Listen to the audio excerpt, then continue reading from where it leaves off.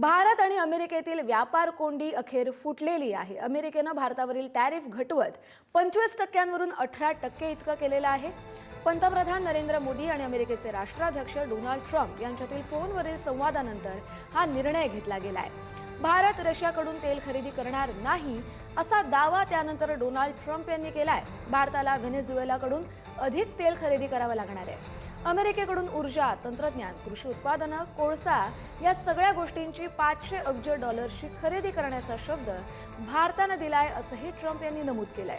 प्रजासत्ताक दिन सोहळा झाल्यानंतर दुसऱ्याच दिवशी भारत आणि युरोपचा सगळ्यात मोठा व्यापार करार झालेला आहे आणि भारत युरोप एकत्र आल्यानं अमेरिका सरळ येईल हा त्यावेळी व्यक्त झालेला अंदाज अखेर खरा ठरलाय. डोनाल्ड ट्रम्प यांनी केलेली आपण पोस्ट पाहूयात.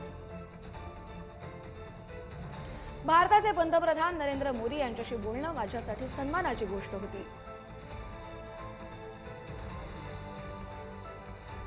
ते माझ्या सर्वात जवळच्या मित्रांपैकी एक असून त्यांच्या देशाचे एक शक्तिशाली नेते आहेत.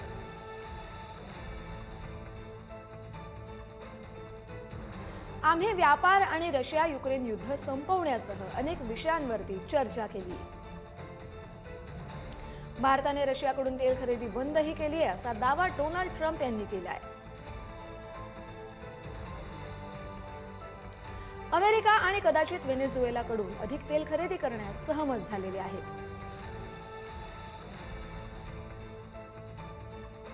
पंतप्रधान मोदी यांच्यासोबतही मैत्री आणि त्यांच्या विनंतीवरून तात्काळ प्रभावानं अमेरिका भारत यांच्यातील व्यापार करारावर सहमती दर्शवली आहे.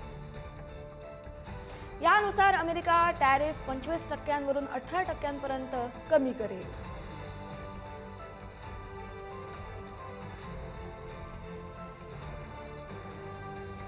तर अमेरिकेनं टॅरिफ घटवल्यानं पंतप्रधान नरेंद्र मोदी यांनी डोनाल्ड ट्रम्प यांचे आभार मानले. भारत अमेरिका सहकार्याच्या नव्या संधी आता खुल्या होतील असं मोदींनी म्हटलंय.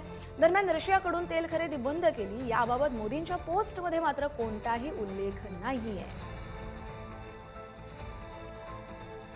पंतप्रधान नरेंद्र मोदींची आपण एक्सपोस्ट पाहूया. माझे प्रिय मित्र राष्ट्राध्यक्ष ट्रम्प यांच्याशी संवाद साधून खूप आनंद झाला.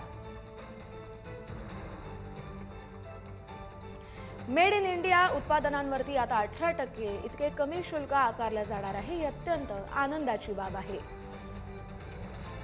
या महत्त्वपूर्ण घोषणेसाठी भारतातील 1.4 अब्ज लोकांच्या वतीनं राष्ट्राध्यक्ष डोनाल्ड ट्रम्प यांचे मनापासून आभार. जगातील 2 मोठ्या अर्थव्यवस्था आणि सर्वात मोठे लोकशाही राष्ट्र जेव्हा एकत्र काम करतात तेव्हा त्याचा थेट लाभ आपल्या नागरिकांना होतो आणि परस्पर हिताच्या सहकार्यासाठी अमर्याद संधी उपलब्ध होतात. जागतिक शांतता, स्थैर्य आणि समृद्धीसाठी राष्ट्राध्यक्ष ट्रम्प यांचे नेतृत्व अत्यंत महत्त्वाचे आहे. शांततेसाठी त्यांच्या प्रयत्नांना भारत पूर्ण पाठिंबा देतो. पंतप्रधान नरेंद्र मोदी यांची एक्सपोस्ट आपली भागीदारी अभूतपूर्व उंचीवर नेण्यासाठी त्यांच्यासोबत अधिक जवळून काम करण्याची मला उत्सुकता आहे. आपण या सगळ्या घडामोडींसंदर्भात थेट संवाद साधूया. आंतरराष्ट्रीय विषयाचे अभ्यासक शैलेंद्र देवळणकर आपल्याबरोबर जोडले गेलेले आहेत. शैलेंद्रजी, आपल्या पुढारी न्यूजमध्ये स्वागत. आता हे जे डील झालेलं आहे भारत आणि अमेरिकेमध्ये, जेव्हा भारतात युरोपियन युनियनचे प्रमुख आले होते त्यानंतर मदर ऑफ ऑल डील्स म्हणून एक भारताबरोबर युएननं डील केलं, त्याचेच हे परिणाम म्हणायचे का? नाही, नक्कीच आहे. अतिशय स्वागतार्ह अशा स्वरूपाची ही बाब आहे. आपण सगळ्यांनी त्याचं स्वागत केलं पाहिजे आहे. याच्या स्वरूपाचे संकेत डोनाल्ड ट्रम्प आणि त्यांच्या प्रशासनाकडनं गेल्या काही दिवसांपासून सातत्याने दिले जात होते. आपण लक्षात घेणं गरजेचं आहे की साधारणतः एप्रिल महिन्यामध्ये अमेरिकेने भारताच्या विरुद्ध जवळपास 50% जे आर्थिक निर्बंध आहेत त्याची घोषणा केली. त्यातले 25% हे रेसिप्रोकल टॅरिफ होते आणि 25% भारताला शिक्षा देण्यासाठी, कारण भारत हा रशियाकडनं तेल घेतो या दृष्टिकोनातनं केलं गेलं होतं. एप्रिल महिन्यानंतर आपण पाहिलं की सातत्याने डोनाल्ड ट्रम्प हे भारत विरोधी वक्तव्य करत होते, वेगवेगळ्या पद्धतीने भारतावर दबाव टाकण्याचा प्रयत्न करत होते. पण मात्र भारताने कोणत्याही प्रकारची प्रतिक्रिया दिलेली नव्हती.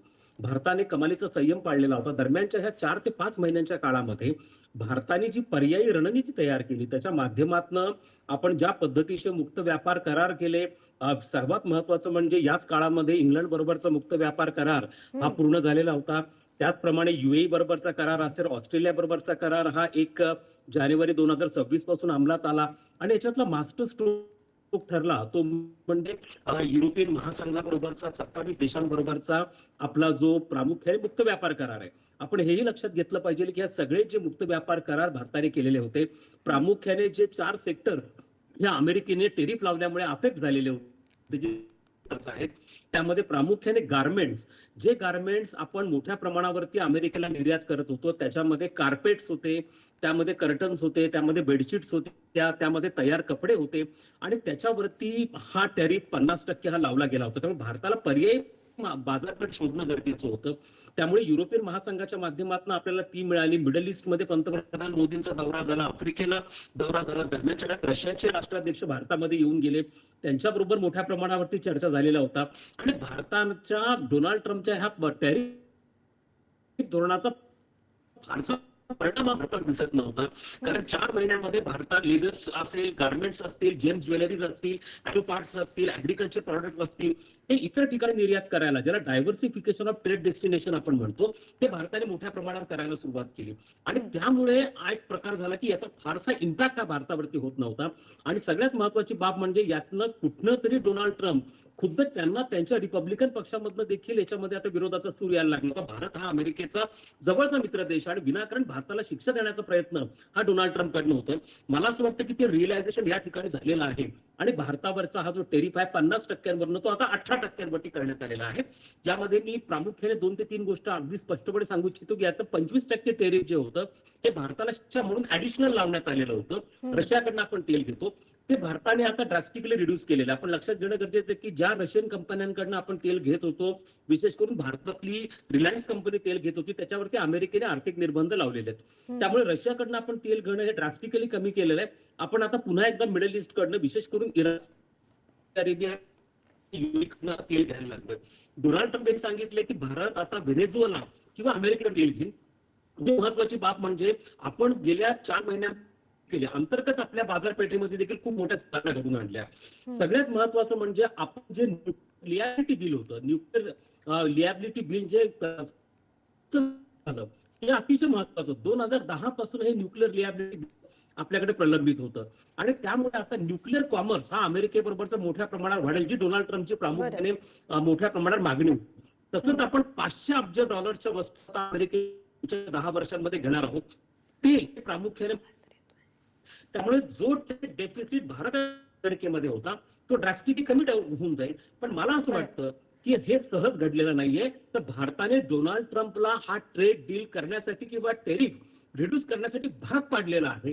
भारताची शैलेंद्रजी, त्यामुळे अर्थात अमेरिकेनं असा दावा केलेला आहे की रशियाकडून आता भारत तेल खरेदी करणार नाहीये, त्याऐवजी त्यांनी अमेरिका किंवा व्हेनेझुएलाकडून करावं. पण भारताकडून अजून या संदर्भात कुठलंही ठोस स्पष्टीकरण देण्यात आले नाही किंवा पंतप्रधान नरेंद्र मोदी यांची जी एक्सपोस्ट आहे त्यात देखील या संदर्भात कुठलाही उल्लेख नाहीये.